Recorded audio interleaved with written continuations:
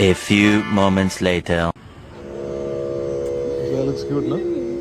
సాంప్రదాయిని సుప్పిని శుద్ధ పూసని